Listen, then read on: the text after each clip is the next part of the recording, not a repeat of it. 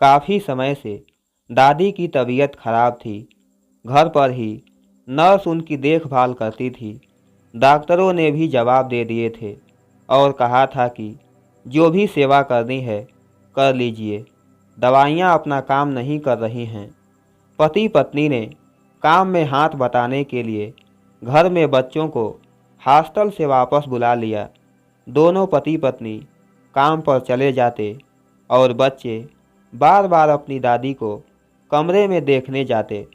दादी ने आंखें खोली तो बच्चे दादी से लिपट गए और बोले, दादी, पापा कहते हैं कि आप बहुत अच्छा खाना बनाती हो। हमें हॉस्टल का खाना अच्छा नहीं लगता। क्या आप हमारे लिए खाना बनाओगी?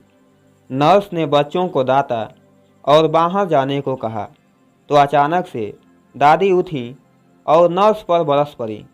आप जाओ यहाँ से, मेरे बच्चे को डांटने का हक किसने दिया है? खबरदार अगर बच्चों को डांटने की कोशिश की। कमाल करती हो आप। आपके लिए ही तो मैंने बच्चों को मना किया। बार बार आते हैं आपको देखने के लिए और डिस्टर्ब करते हैं, आराम भी नहीं करने देते। नर्स ने कहा, अरे इनको देखकर मेरी आंखों और दिल को कितना आराम मिलता है, तू क्या जाने।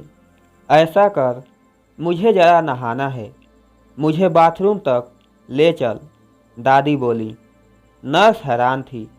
कल तक तो दवाई काम नहीं कर रही थी और आज ये बदलाव सब समझ के बाहर था।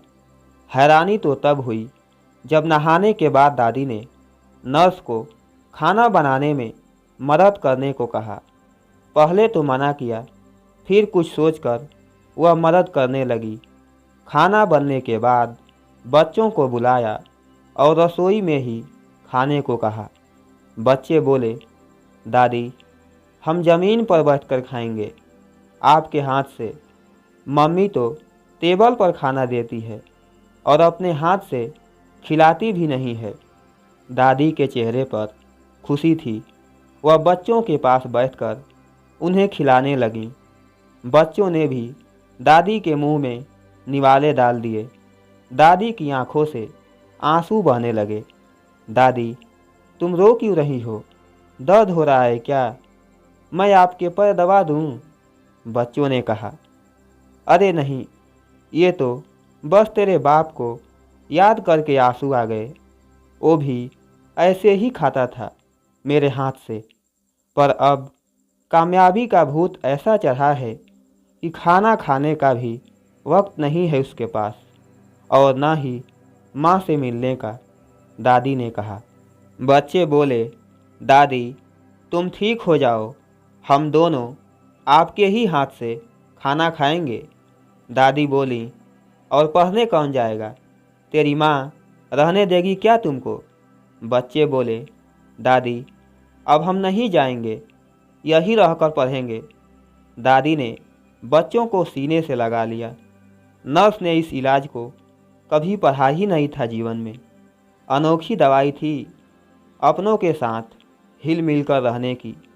दादी ने नर्स को कहा, आज के डॉक्टर और नर्स क्या जाने कि भारत के लोग 100 साल तक निरोगी कैसे रहते थे। छोटा सा गांव, हर घर में गाय, खेत के काम, कुएं से पानी लाना, मसाले कूटना, अनाज दरना, मक्खन निकालना, एक घर में कम से कम 20-25 लोगों का खाना बनाना, कपड़े धोना, कोई मिक्सी नहीं, ना ही वॉशिंग मशीन या कुकर, फिर भी जीवन में कोई रोग नहीं, मरते दिन तक चश्मे नहीं और दांत भी सही सलामत।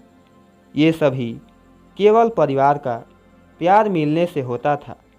नर्स तो यह सुनकर हैरान रह गई और दादी दूसरे दिन ही ठीक हो गई। मेरे प्यारे दोस्तों, ये कहानी आपको कैसी लगी? आप अपनी राय कमेंट बॉक्स में दे सकते हैं।